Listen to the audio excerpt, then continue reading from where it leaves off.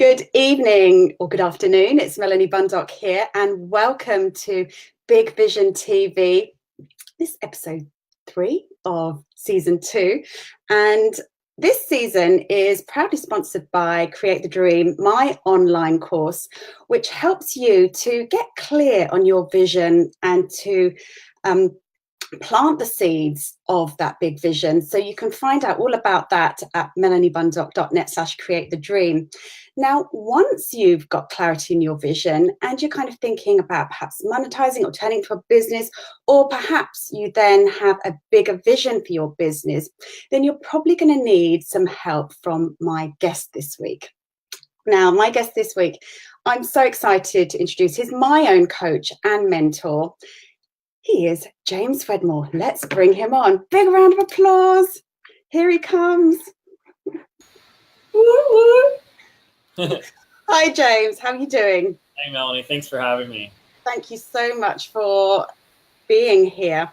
Now, this is Big Vision TV, and I know we've spoken many times before, known each other for a good couple of years now, and I've often heard you talk about having a big vision and using the words like possibilities, because these are absolutely my favorite words as well.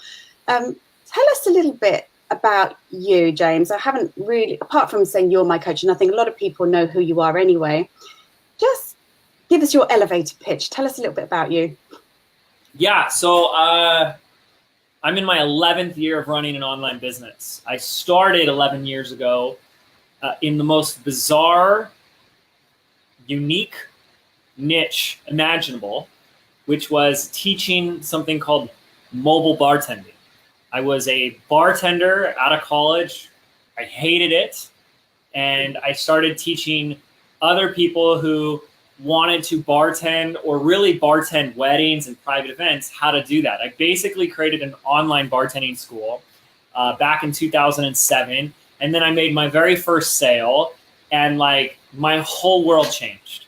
I quit my job and I went into this 100% and, gave myself the ultimate crash course of business, of marketing, of performance, of productivity, like everything. And over the years, things have shifted. I don't teach bartending anymore. That's one thing. Thank goodness for that. Yeah, right. That would be pretty funny. But what happened is, if you can imagine what the times were like back in 2007, 2008, one of the things that I was doing that was rather unique was I was creating a lot of video. And back then, YouTube was still pretty brand new. Putting a video on your website was like, I think the flip cam had just been invented. Some of you guys remember that. Some of you guys have no idea. The iPhone had just come out in 2007. And I don't even think the first version of the iPhone had a video camera on it. So that's what we're dealing with, okay? And I started putting videos on there because I went to film school. And so I had this whole film background. And I started going to conferences and talking to people. And they're like, how the heck are you making all these videos? So that's when the next light bulb popped into my mind. And I started teaching others how they too could make videos. And I ended up building a 7-figure business a year, teaching people my passion for video, how to tell your story in video, all that stuff. And, I did that, and it was awesome. And a lot of stuff I learned along the way. But even while I was doing that, people were saying, hey, I learned how to do video. Thanks for teaching me YouTube. I got these videos. But how are you actually building a business?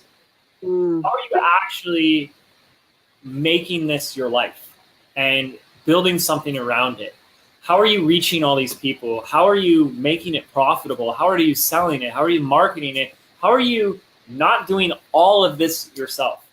And so about 3 years ago, after enough people had asked, and I'd actually secretly taken on a few clients of my own, like behind the scenes, one of which was a gentleman, Mulready, who's now become like the #1 Facebook ads guru expert in the industry. I took him on and I said, I'm going to teach you. He asked me several times. I said, okay, fine, I'll teach you. And he went from zero to $35,000 in sales in his first 45 days. And then in 2 to 3 years, built that to a 7-figure a year business. And I started doing that with a few other people. Another one was a woman named Lisa Keeker, and she was a Pilates instructor, and she owned a few Pilates studios, and she wanted to help other Pilates instructors as well. And so I taught her the same method, and sure enough, her second promotion in about, 3 or 4 months, she did $100,000 with it. And so I was like, okay, so it's not just me that's doing it. This is this thing that's proven, and others can do it, and it's replicatable. And so I packaged it into what I teach and what I do now, which is called Business by Design, which is definitely a marketing program, but it's much more a business system that shows anyone how to really create success from the inside out, which we can talk about what that means. Yeah. If your desire is to create digital products, online courses, a membership, group coaching, whatever your knowledge, expertise, system, or wisdom, however you want to monetize that, we show you how to build an actual business around it. And the reason why that's become so relevant and so important is that everyone listening here, whether it's live or on the recording, there was one point in time when you said, I want to start a business. The reason you wanted to, for most of you, was because there was a part of you that knew that having your own business would give you more freedom, more time freedom, more money, financial freedom, but also freedom in the general sense of it. Like, I don't want someone telling me what to do every day. I don't want my life to be in service of someone else's and I'm just there at their beck and call. I want to do what I want to do when I want to do it, right? Yet, how many of us who are running and building our own business now actually have that experience of freedom? Most people don't. Most people feel more trapped in their business. They feel more of a prisoner to their business than they did when they had a job. And there's one simple reason why. And hopefully we'll get to go into that and really solve that for some people today. The thing is that most of us were simply not wired for entrepreneurship. When you don't have the right thinking, the right beliefs, the right perspectives, the right way that successful entrepreneurs think about business, you're going to make it a lot harder on yourself. You're going to be focusing your time and energy on the wrong things. And then you're going to wake up one day and say, how the heck did I wind up with this thing that requires 14 hours of my day every single day? Is this what I really signed up for? And so what people do is they keep chasing more and more. Maybe there's another funnel that's better. Maybe there's another software that will solve these problems. Maybe there's something outside of me that will fix me and my business. And people then pile up all these strategies, all these things, and then they just become more and more overwhelmed. All they've been given is a bigger to-do list. Here's all these other things I'm supposed to do that I'm not doing. And I want to stop that. And I want us to pause for a moment and say, instead of us looking outside for all the answers, and I know it gets a little zen and hippie, but deal with it. It's about looking within first and understanding that the business that you wound up with, the business that you have right now, is simply a reflection of you. You got yourself here. The decisions that you made, there's like some crazy stats that we make more than 1,000 subconscious decisions in an hour. The decisions that you're making on autopilot, the way you look at business, your thoughts, your beliefs, your perspective, what you say about business got you here.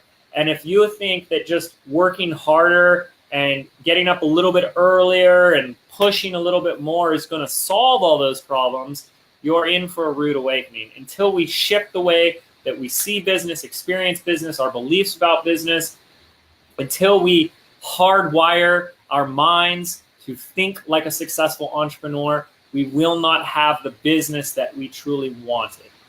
And that's what I help entrepreneurs with today, is I really coach them into how to be an entrepreneur. So we can get into why people have that wrong thinking. We can talk about how to fix that. But obviously, like, the biggest thing and why I love what you're doing, Melanie, is a big piece is around the topic of vision. And that's something that's near and dear to me. That's something that I think no one else besides Melanie is talking about. And it's one of the most vital ingredients that people are missing. So and I'll pause. I'll take a breath there. Take a sip of water, James. No, absolutely. And I think when I first went into business 10 years ago, the vision for my business was very different to the vision I have now. 10 years ago, my children were tiny, and I didn't even know that I had an entrepreneurial mindset. I don't think I even knew what the word entrepreneur meant back then. It was just, I don't really want to go back to my corporate job. Let's start off my home therapy business. But as I kind of, the years went by, and then, I changed, the situation changed. You didn't stay being a bartender, thank goodness. It's okay to change your vision. I think that's what I want to tell people, that just because, you may have started a business that's, I never dreamt that I could have taken it firstly out of my home or outside of a private practice, let alone working with people over the internet, seriously. And then, wow, then perhaps I can do not one-on-one anymore. I could do one-to-many. And even the vision board workshops I ran, I could not have comprehended that it could be a self-study program, that it's a course that nicely packaged up. There you go. Anyone, anywhere in the world could buy it. I couldn't have fathomed that 10 years ago. And I think that's what I love, that, with what you do. And now I get so excited when I talk to people, whatever they do, the conversation naturally comes to, did you know you could take that online? But I think if somebody had said that to me 10 years ago, obviously the technology wasn't really around then, but that's what I love, that you can really take this as big and as high as you want to. So you've mentioned Lisa, the Pilates instructor. And again, I bet when Lisa started off as a Pilates instructor, she probably could never have imagined. Yep. And that's a huge piece that I definitely want to get into today, is your vision is almost only limited by your imagination and what you think is possible for yourself. So I want to ask a question, if that's cool. And this will take some honesty from you guys, but I can see the comments here. So if someone wants to just type in a Y or a yes, hey Michelle, if you've experienced burnout in your business in the last 6 months, who's experienced any type of burnout? Now we all know what burnout feels like, right? It's like, I don't want to get out of bed, right? I don't feel like even opening up the laptop. Okay. So if that is you, like, sometimes it's hard to admit that. And I get, we're all friends here. It's a safe space. I've experienced burnout before. But I, love to see if you guys just want to type it out. Now, here's why I'm asking this. This is how important your vision is. But most people don't think it is. You know that if you burn out, you're in big trouble. You know that you're not very effective. You're not very inspired. You're not very productive when you're burnt out. Burnout is the antithesis to living your vision. So we want to look at your vision like a vacuum.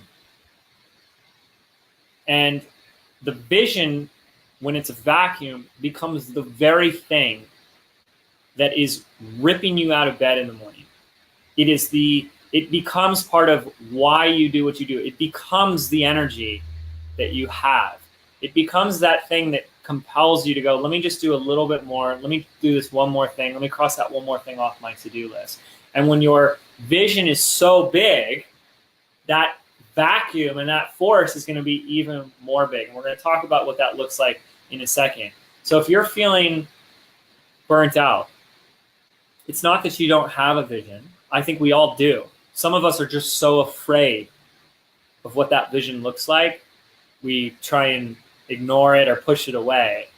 But that burnout is one of the biggest gifts that you can experience, because all that burnout, that feeling of burnout, is just there to tell you you're not living your vision. you're not in path and in service to that vision.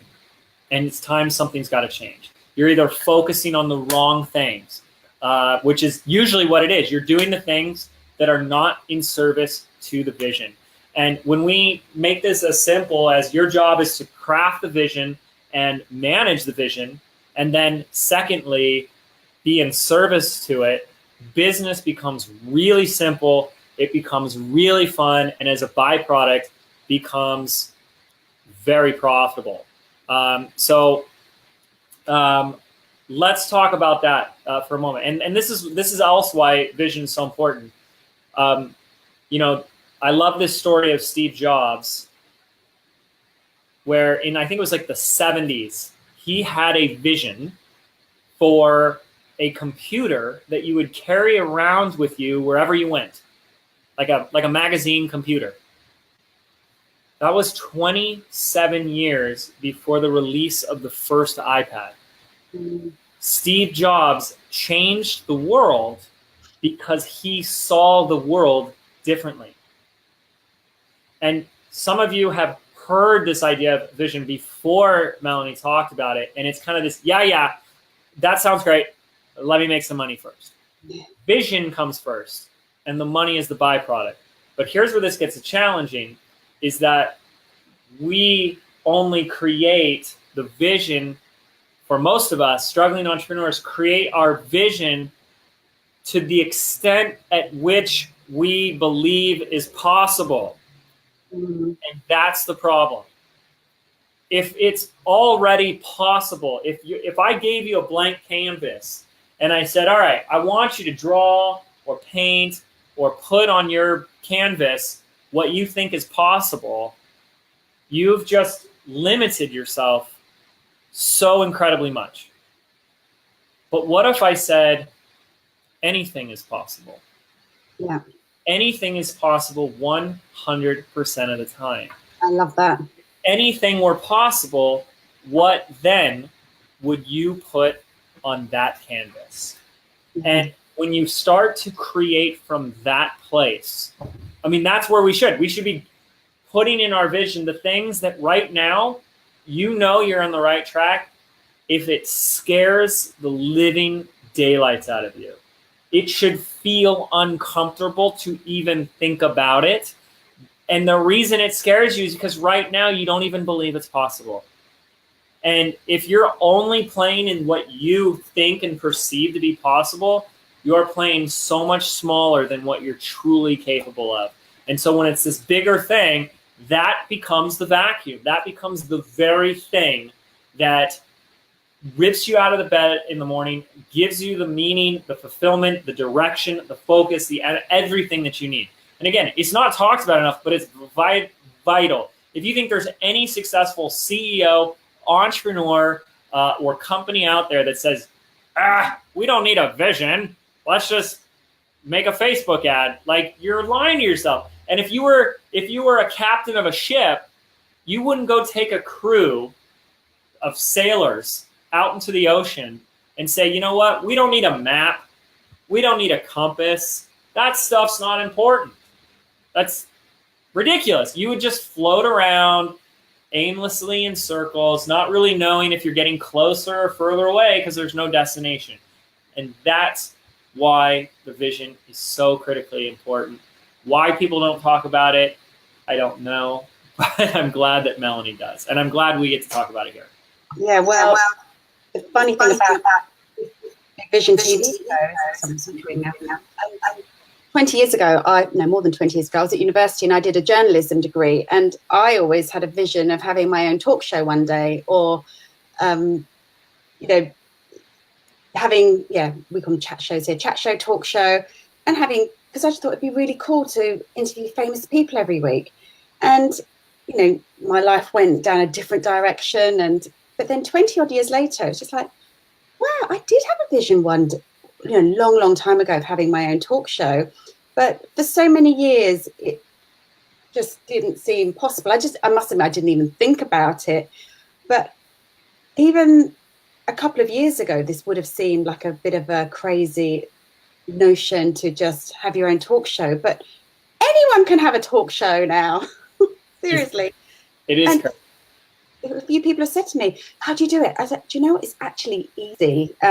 You just commit. And it was actually after the Next Level live event. I'm in James's Next Level coaching group. And I came back and thought, I've been talking about it for a year now. I'm just going to do it. And the first season, I didn't know what I was doing. And sometimes I got the guests on 48 hours beforehand. But this season is a little bit more polished, a little bit, not much more. But I just really want to encourage people to get out that blank piece of canvas and start dreaming big. You know, there are no limits. And I was actually going to use that quote because I remember you said it at the last event last month. Everything is possible 100% of the time. And you said it before I did. It is so true. And there are some people out there who are saying, no, I don't believe you. Well, here's something that can help with this, guys. This is a powerful question. I'd love for you guys to try this on right now. And if you want to share it in the comments so we can interact with you, that's going to be amazing. But you should at least take some time and really contemplate this question and see what comes up for you. So if you had all the money you needed, if you had all the tools and resources that you needed, if you had all the people that you needed, and you had all the confidence that you needed, and all the skills that you needed, what would you do then? What would the business and the life and the impact that you are creating out in the world? And notice what comes up for you, because what most people are doing is they're creating their future from this limited lens of what they think is possible for themselves, and possible based on their current circumstances. I'm not saying anything about, hey, what's realistic for you today? I'm saying if anything were possible, because anything is. If anything were possible and you truly believed that, what would you create then? What would you do? What would be the true expression and true essence of who you truly are, with like nothing held back? And what we start to discover too in our vision, and I think this is really important, is that things like money, and this has been like proven, like research-based stuff, that things like money are some of the lowest forms of motivators. Even if you look at like Maslow's hierarchy of needs, money in terms of like survival and basic needs, like once that's taken care of, like most people are not like, okay, now I've got to go collect billions, right? And so if you want your vision to be even bigger, it's got to be bigger than you. It's got to be bigger than your personal gain. It's got to be bigger than what's in it for just you. When you start to even consider the possibility that your vision can be something that... Where's James gone? I've lost him. Am I gone? Can you not hear me? I'm hoping he'll be back in a moment. Guys, if you can still see me, please let me know, because I think I can still see myself. Let me know if you guys have a look here. I'll just keep the chat going because I'm confident that James will be back in a moment. So as James was saying there, ask yourself those questions. If there were no limits, if you had all the money and all the resources, and he is there. Okay, yeah, he has dropped from my screen. Can you hear me? Right, let me try something. You see James? Okay, I've lost him. Can you hear him? Yeah. Right. You want me to refresh? That's so weird. Can you hear James? I can see him on my phone, but not on my thing. Right. Test. Okay. James, keep talking because I can see you on my phone. Test. Yeah. Okay, I'm going to refresh. Keep going. Refresh. That's so Okay, can you hear James? I can see him on my phone, but not on my thing. Right. Okay. James, keep talking because I can see you on my phone. Test. Okay, I'm gonna refresh. Keep going. How about now? Yes, he's back. Okay. He's back All for right. me. What? Yay! Tech glitches. Okay. I forgot exactly what I was saying. But you can hear me now, right?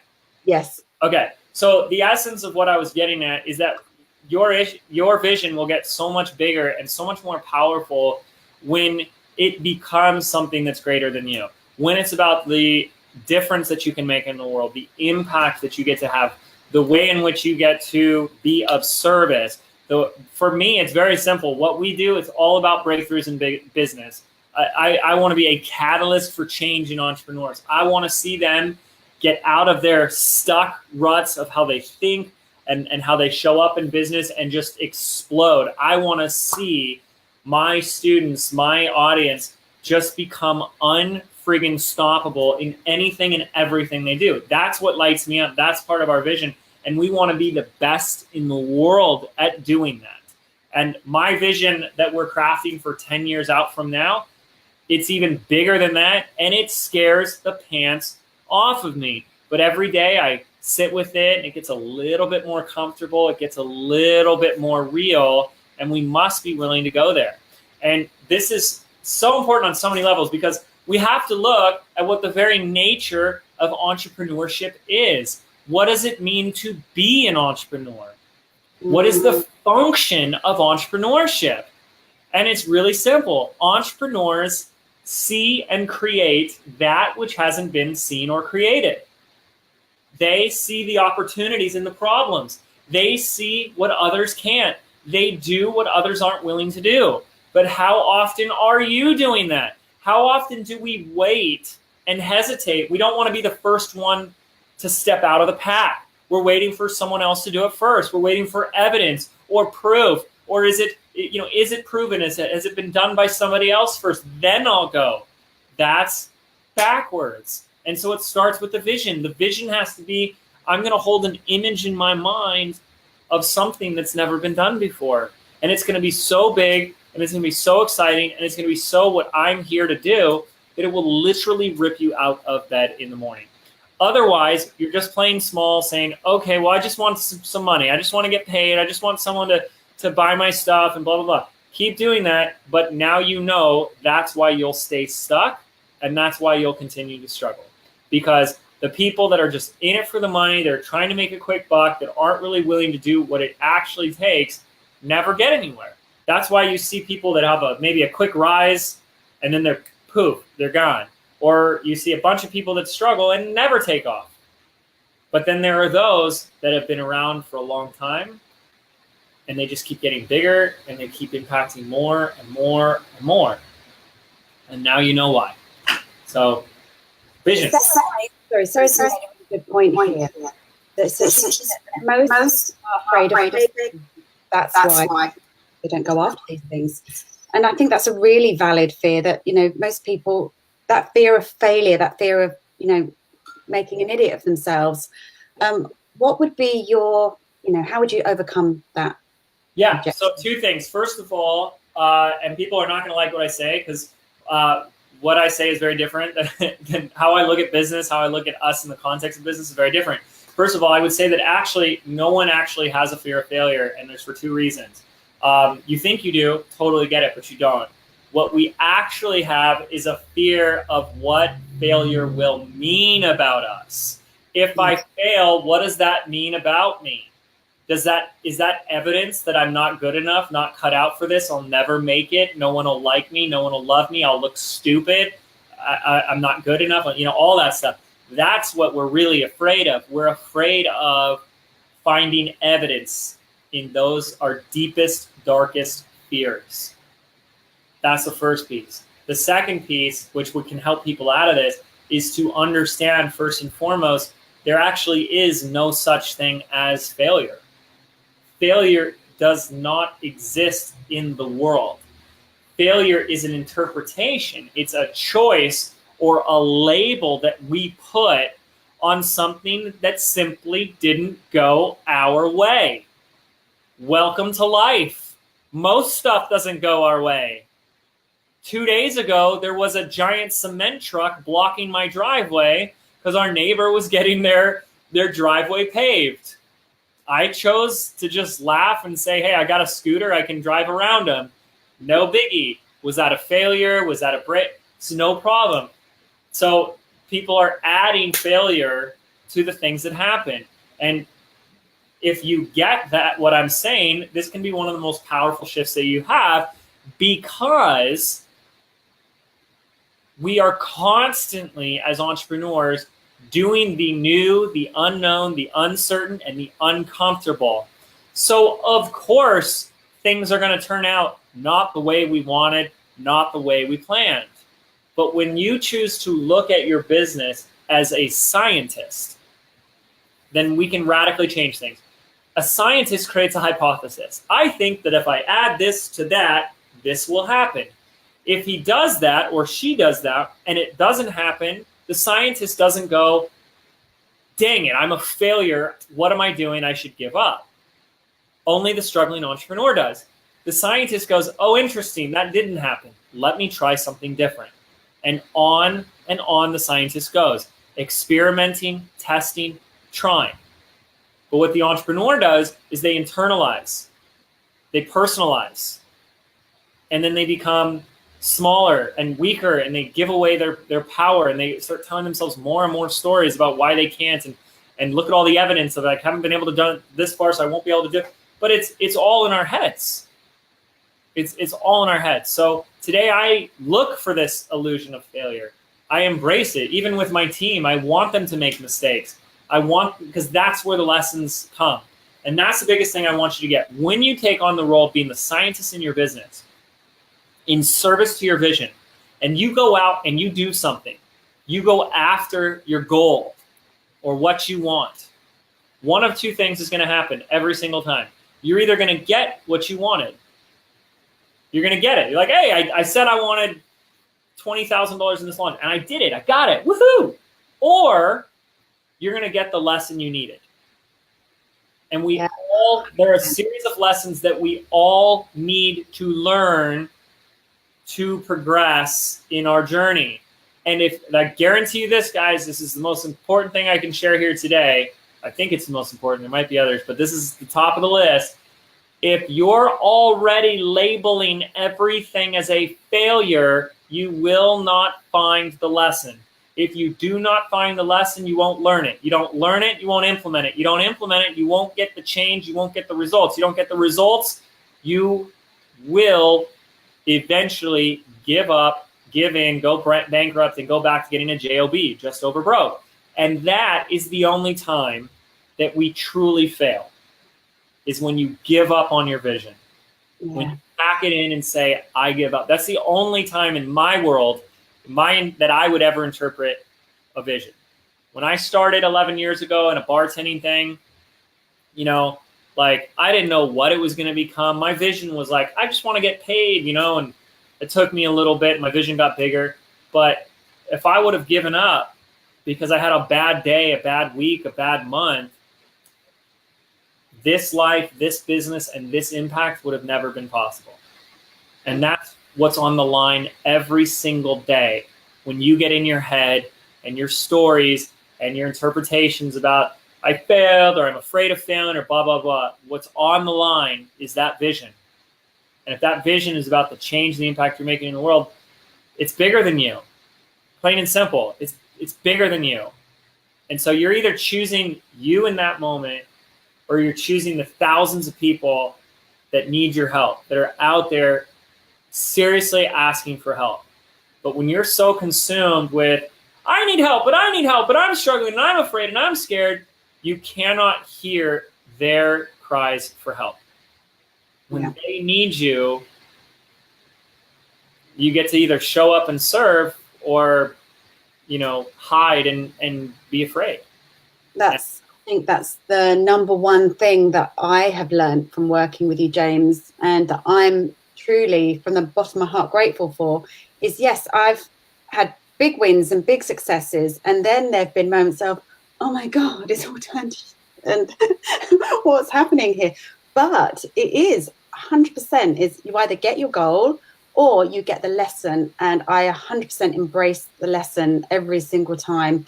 And yeah, you maybe beat yourself up 24 hours and have a bit of a mope, binge and Netflix for a bit, and then Yes. back up again. I think this is kind of where I'd like to talk a bit more about the kind of the inner work. Now, this is where I think you differ from a lot of the coaches and mentors that I've worked with in the past, where I was a bit of a course junkie. You name it, I've probably done it. Got a whole back catalogue sitting here in my computer, and but then the thing is, I think I first came across you through your podcast, which I think a lot of people are now discovering you through the Mind Your Business podcast. If you are not listening to it, I thoroughly recommend you go binge listen. Seriously, because I hadn't seen someone approach kind of online business in the way that you do. And I want to talk a little bit about the Wedmore woo. Yeah. Because I think the first episode I listened to was about law of attraction. I thought, hang on a minute, he's like this kind of online marketing guy, and he's talking about Esther Hicks. Really? Then I was like, right, what can I listen to next? It's like numerology. Then there's Akashic records, and there's crystals, and there's like I couldn't get enough. So, how has this impacted your life, James? The woo. It's everything. It's everything, and I could spend hours showing you, proving you everything. The simple version, though, is that I'm very grateful. My parents, especially my dad, taught me the greatest work ethic on the planet. So when I decided to start a business back in 2007, I said, I'm going to work harder, faster, and longer than anyone. And that's going to be my competitive advantage. I got addicted to my sister's Adderall, which is like Ritalin. It's basically a legal prescribed version of speed. I was popping 20 milligrams a day and spending 14 hours minimum in front of a computer. I dropped down to 140 pounds, which right now I'm 180. So if you can imagine what I would look like today with 40 pounds less, I was basically a skeleton. Bulging eyes and like hair, and that was how I looked. And I still struggled and had nothing to show for it. Nothing. I worked harder than probably everyone here combined, and it didn't do diddly. And there's a quote that Abraham shares that started to change everything for me. And it's this idea that no amount of effort or action will ever compensate for a lack of alignment. That's when I realized that the more I was working and the harder I was working, the more out of alignment I was getting. I was actually having to replace keyboards because I was punching them so hard that I was breaking the keys. I was angry, frustrated, and impatient on a daily basis. And behind all that anger, impatience, and frustration was a big, fat, scaredy cat. I was scared to death. I was scared to death of the things that were outside my comfort zone, of like actually owning my authority status, of actually putting myself out there, of actually selling, of actually not hiding. And so I just hid behind my work. And I see it in entrepreneurs today all the time. And so the first thing that had to go is I realized that I had to realize that money, this thing that we measure for so much of our success in business, money does not come from effort. Now you might think it does because if you have a job, if you don't do the job, you're not going to get paid. But this is entrepreneurship, baby. This is a different game. Money does not come from effort. Money, like everything else, is energy. And if you're not aligned and attuned to the frequency of money, it does not matter what you do, how you do it, how long you do it, how hard you do it, or how deserving you think you are. It ain't coming. And a lot of people have and I did too. Like I had all the things. Like that's why I can have 190 episodes about mindset, spirituality, beliefs, and everything about business because I dealt with all of it. I had the worst stories about money on the planet. And, you know, if you're telling yourself there's only so much money to go around, money doesn't grow on trees, greedy is evil and money's evil, and, you know, blah, blah, blah. If I ask for money, I'm greedy. If I ask for money, and if I sell, it's sleazy. If I ask for money, it's taking. This, you have to understand, is out of alignment. The beautiful definition that we want to look for resistance. You have your vision, that's awesome. But here's what makes your vision reality. Where's the resistance? Resistance is the part of you that is not wholly aligned with the vision. And I guarantee it, if you haven't fulfilled on the vision, it's because there is a part of you that is not aligned with it. And resistance is when a thought or a belief counters the vision or the desire. And what I discovered then, that the work was opposite of what I was doing. It's backwards. People say you want to be successful, you got to sacrifice more, you got to work harder, you got to do longer, you got to blah, blah, blah, more. Backwards. It's less. It's let go. The more I stripped away the resistance, the counter beliefs, the stories I told myself about what I thought I was capable of, deserving of, worthy of, the stories I told myself about money, it's, you know, do I deserve it? Is it enough? Can't, all that stuff had to go. And my journey the last like 7+ years has been a journey of letting go and releasing all the resistance, the beliefs, and the stories that would ever counter with that vision. And when you do that, you fall more into alignment with that vision. And like a vacuum, it comes together. But what we want to do, and here's a great example of this. Can I get that makes sense, right? Because I want to demonstrate this in action. Like, this will all sound great, but people won't be able to see themselves in this. Mm-hmm. Okay, so that all sounds good so far, Melanie. Anything? No, keep going. Okay, so here's how I want to demonstrate how everyone here on this call has resistance to something. Something's getting in the way. And I love your participation in the comments, but here's the question I'd like to have for you is, I want you to think of a goal, an outcome, or a piece of your vision or something that hasn't come to fruition yet. And just kind of put that in your mind. Like, I want $20,000 a month business, or I want to have a podcast with 100,000 a month downloads.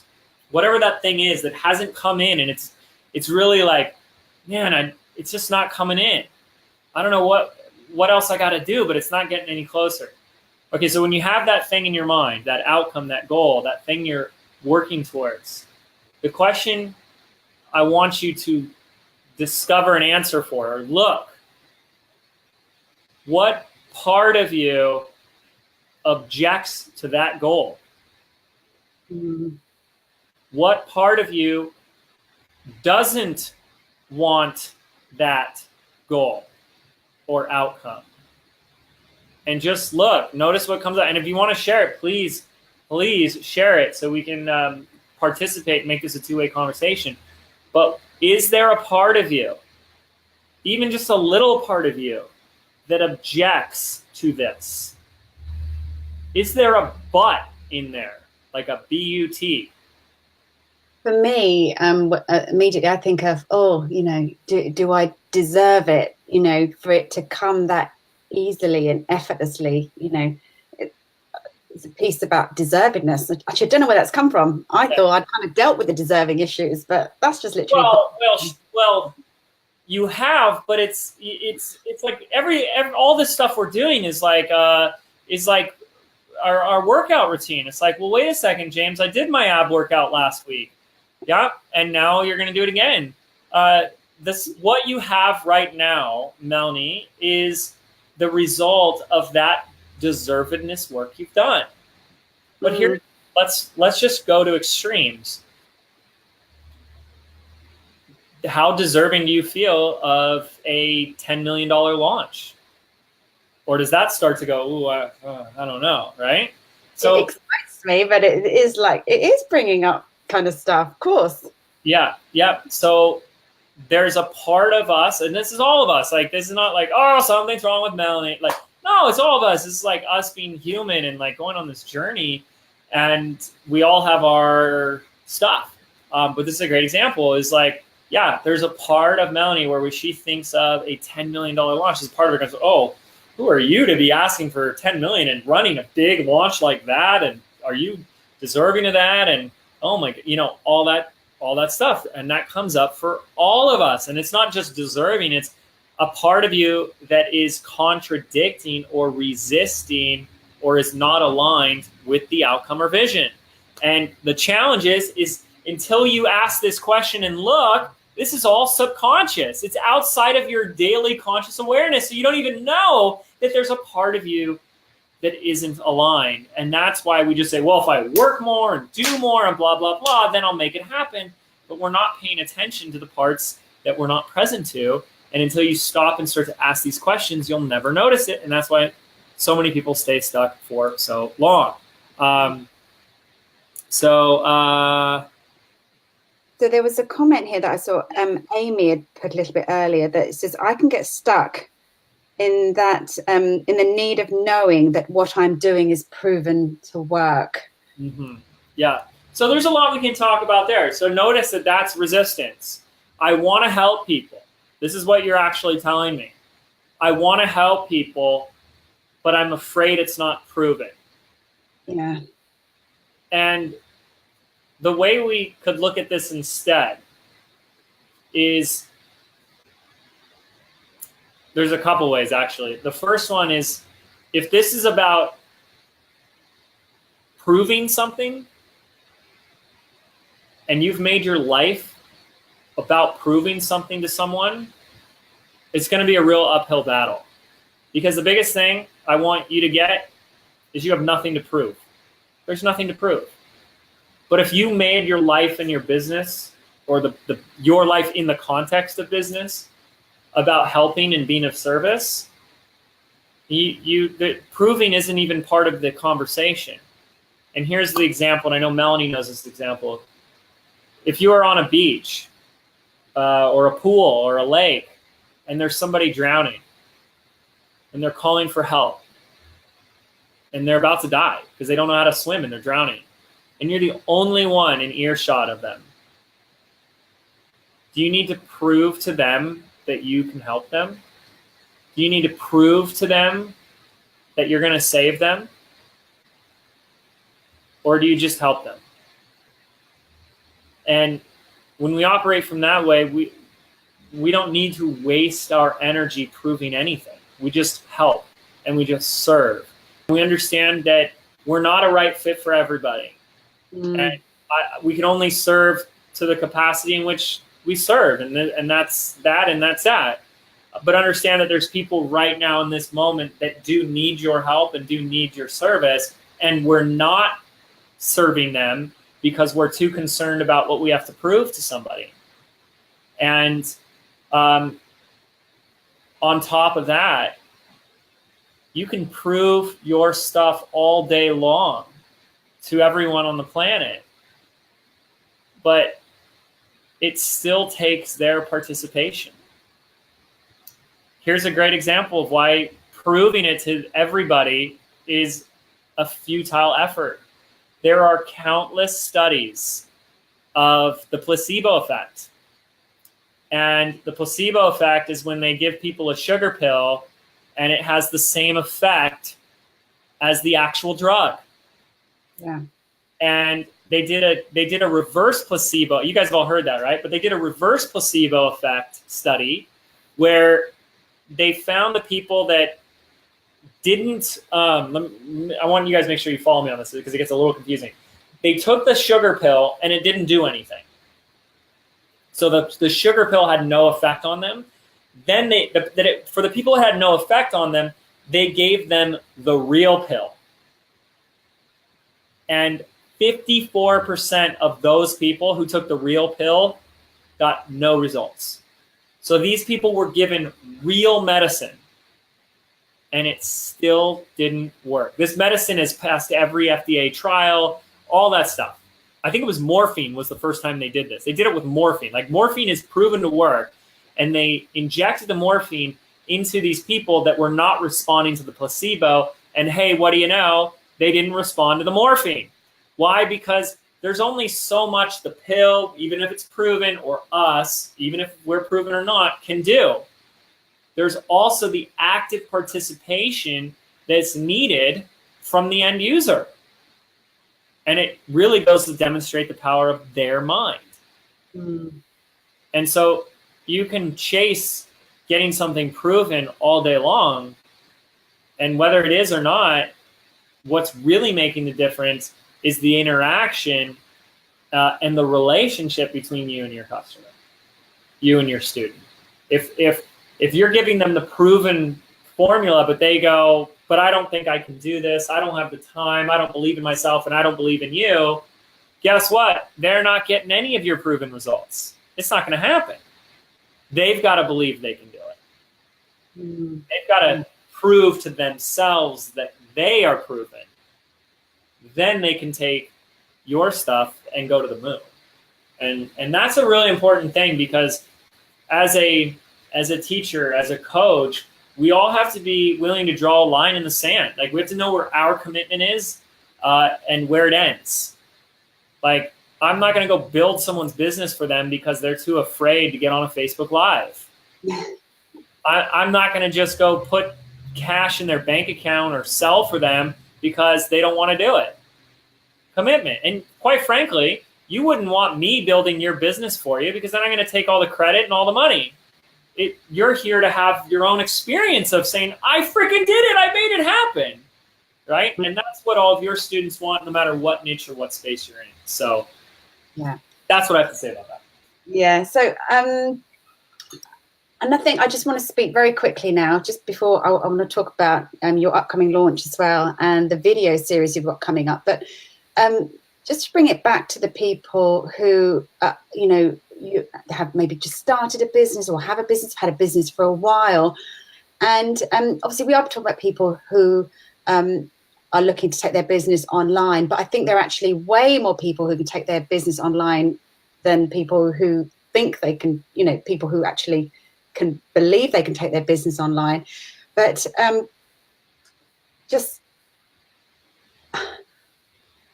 it's kind of about the possibility, and I kind of really just want to encourage people a bit more that actually, that there is so much more out there, and, we can scale, we can serve more. And I kind of, and those who follow me and know me know that I've taken my vision board workshop from home to the online space. But what other words of kind of encouragement can you give to people out there? I know I just want to give kind of a tiny little more push to the people out there who are just even thinking, is this really a thing? Could I actually do this? Yeah. Last kind of final words for James on that subject before we talk about the video series. I mean, and some of the people that you've helped as well, because, I said in the kind of the trailer for this that, you've helped, we've talked about Pilates teachers, there's been musicians, makeup artists. These are kind of traditional one-to-one. They're not, people didn't wake up with these gifts and talents, I don't think, on the most part, thinking, I'm going to take this online. The last thing I want to say is that when you come from a place of anything is possible 100% of the time, you realize, or you have the opportunity to realize, that the only thing that's getting in the way of that is the beliefs, the thinking, and the stories we're telling ourselves that would counter that. And when it comes to building an online business, about making an impact, reaching more people, the stuff that Melanie's been able to do, the way I've been able to help so many students, instead of chasing all these new tactics and, I need a new funnel, or I don't have bots set up, or enough technology, or enough this or that, all these things outside of us, we need to start really, there's a quote I love that says, don't believe everything you think. And that's like one of the best pieces of advice I could ever give here. I love that. Because we just start to accept all these fears and stories as truth, and they're utter BS. So a lot of them I hear is like, who am I to be doing this? And I got to build a big audience. I got to have a big list. I got to have a website. I got to have all these things in place. I got to have a product. I got to have all this credibility. I got to have all this permission. And then I can do these things that Melanie and James are talking about. And next week on my podcast, I'm sharing a case study of one of our brand new students in Business by Design. Her name is Jacqueline Kinser. And she went from a year and a half of spinning wheels and having nothing. And I mean, like no results, nada, to within 1 week, she had, it's like this moment of clarity. And I love creating these moments of clarity where the clouds part and you just see it.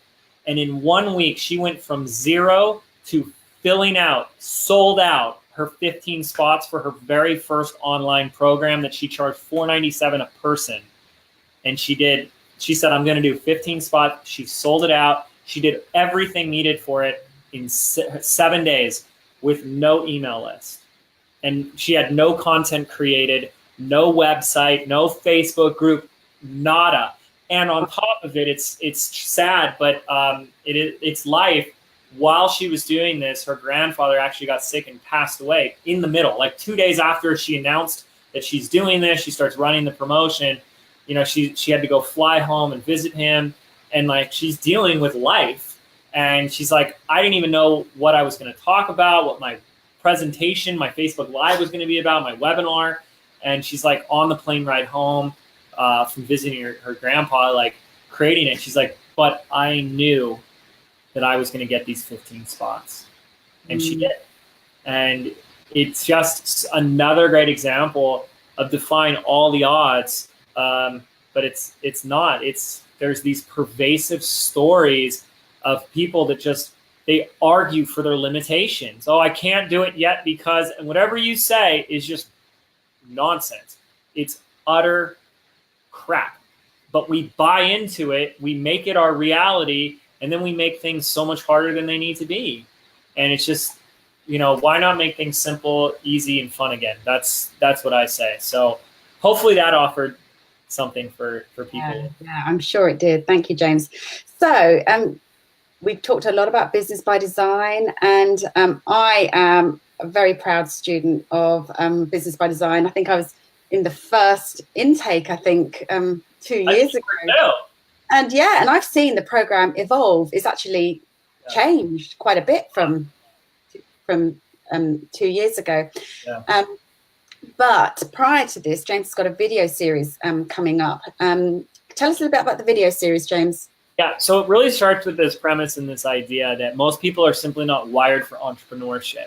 They don't know how to think like a successful entrepreneur. And when you don't know how to think like a successful entrepreneur, you're going to continue to take the actions and make the decisions and the behaviors and the habits of failing entrepreneurs. And that's why failing entrepreneurs continue to fail. And until we start taking the right actions, the decisions, and show up the same way that the successful entrepreneurs take, nothing's going to change.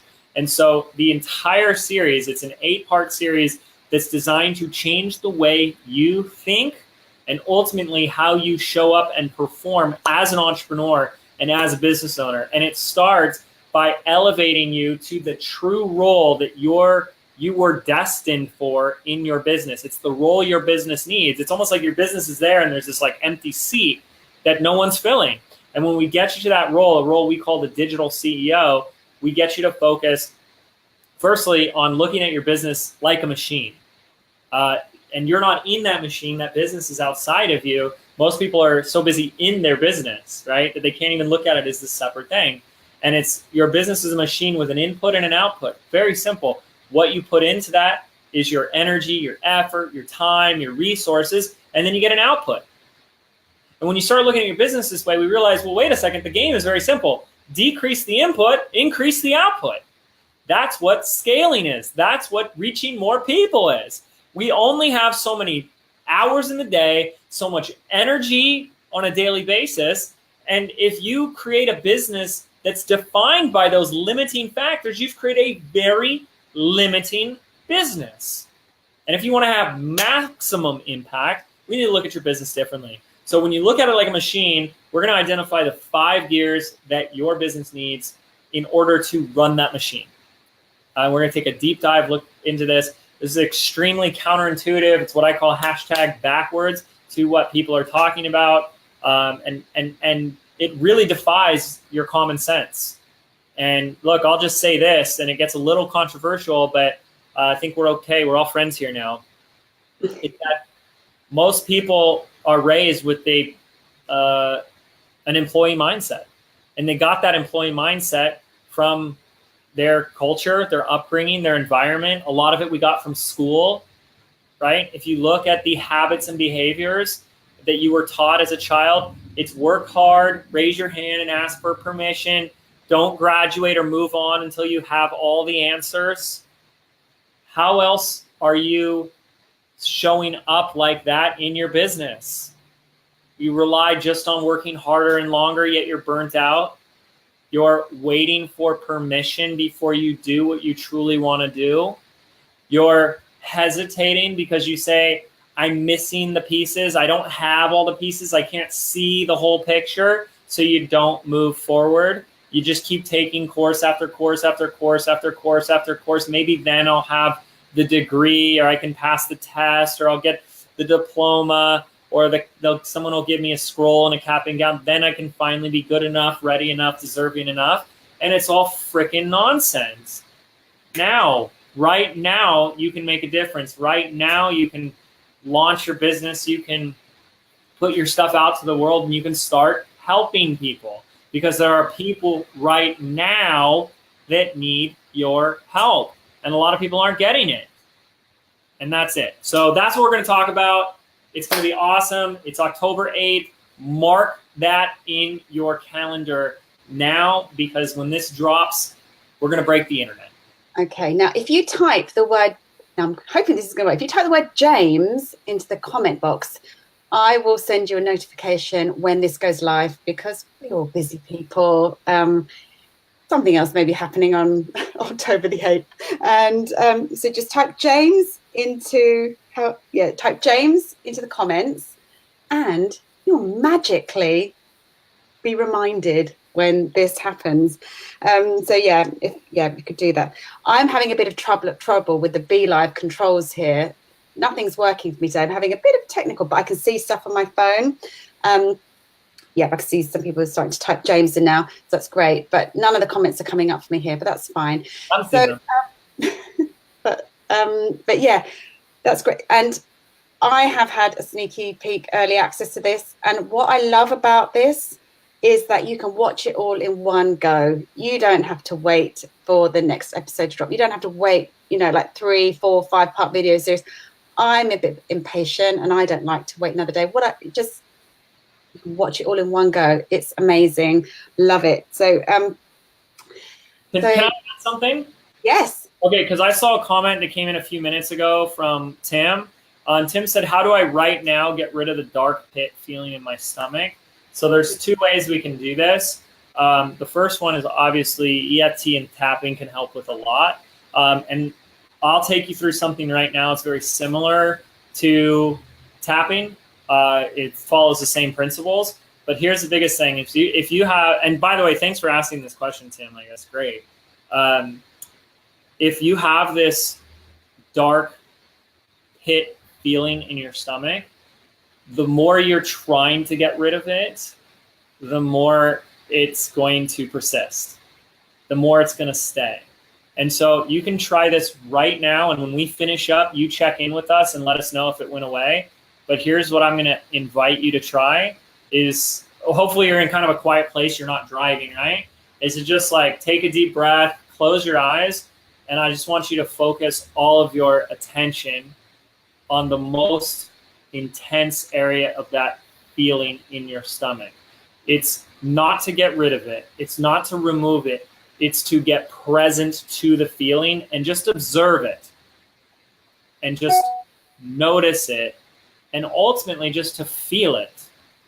And it may take a few minutes, but that's the goal, is to just feel it. Stay out of your head. Stop thinking about it. Don't say, why do I have this? Blah, blah, blah. And just like notice it. Focus your attention on the most intense area of that feeling. And just stay there. As long as you might be just there for 5 minutes or so, but it's better than the whole rest of your day, right? So anyways, that was great. So thanks, Tim, for asking that. Okay. Cool. What else? What I would add to that is James is absolutely right, because I think very often when we feel the pain and we feel the discomfort as human beings, first thing we want to do is to numb it, to get rid of it. Quickest way to get rid of it. But I will always say, yes, find a way to feel good, but you've got to acknowledge it first. So when we start with a round of tapping, it will always be focusing on it. And it feels crap, that first round of tapping. It really brings up, and this is why it's called emotional freedom technique, because the tears start to flow. You feel awful. But then you then can start to dissolve and release it. You've always got to acknowledge it. Don't reach for the wine. Don't go for the fridge, which is what we want to do. But all that's going to just stuff it down. It's going to come up back up again. So yeah, hopefully that's... There's a great quote that I love, and I'm sure you've heard it too, is you've got to feel it if you want to heal it. Absolutely. Oh, and so many people don't want to go there. Yeah. So, and again, this is why like what we're talking about is so important, because the things we know we're meant to do and the things that we really need to do are all going to be uncomfortable. And since there's a big part of us that's going to resist that, as I asked you guys, what part of you is resisting it? What you'll end up doing is, instead of doing those things you know you need to do, you'll just stay busy doing the things that are safe and comfortable and easy. And that's like a slow death. That's like the slow death of the entrepreneur, because it doesn't happen overnight. It's months and months of focusing on the wrong things, working harder, working longer, and not making any progress until one day you wake up and you're like, I can't do this anymore. And you either make a change and do the right things, or you do what most unfortunately have to do, which is like throw in the towel and go back and get a job. And I don't want that for anybody. Like the world has changed. My dad's in his late 70s, and he says, I have seen more change in the last 10 to 12 years than his entire life. And we can all attest to that. The landscape of business is changing, of opportunity. And quite frankly, I think everyone should be some type of entrepreneur today. You know, even just when you see people like doing things like Uber and Airbnb and Amazon Prime Now drivers, like there's opportunity everywhere for people. But we've got to get our mind right. We've got to start thinking in a way that shows us opportunities when everyone else sees problems. And leverage and growth and outcome oriented, not problem oriented. And that's what successful entrepreneurs do. And I'm just going to end just with one last piece. That 2 years ago, I was in that place. I was at that crossroads where I knew I wanted to make a bigger impact. I knew I wanted more abundance. I knew I wanted to do things differently, but equally, I was almost at the stage of getting back on that train into London to go back to my corporate job. I was seriously that close. It makes me feel quite emotional thinking about it. And when I kind of went deep within in a deep meditation to ask, you know, God, the universe, angels, whatever, what is my next step?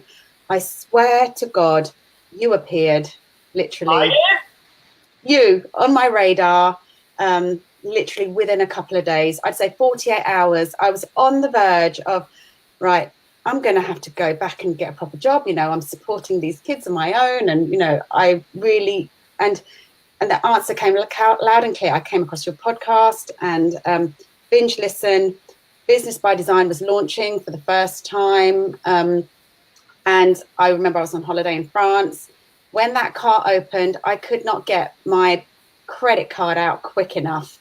And my life has changed since then. And I've told you that before, and just telling you again. And it's not an exaggeration. That's exactly what happened, you know. So there you go. I just want to end on that note. So obviously that's amazing. And I've seen your growth over the past 2 years has been extraordinary. Here's the last piece I want to add on top of that. When I started my manifesting and following my intuition journey, it was always about getting nudges and hunches and hints, just the way Melanie did, and just describes herself doing that. What has been the most like profound, incredible experience is when you start realizing that there's an opportunity for you to be on the other side of that for somebody. And I think secretly that's what you all want.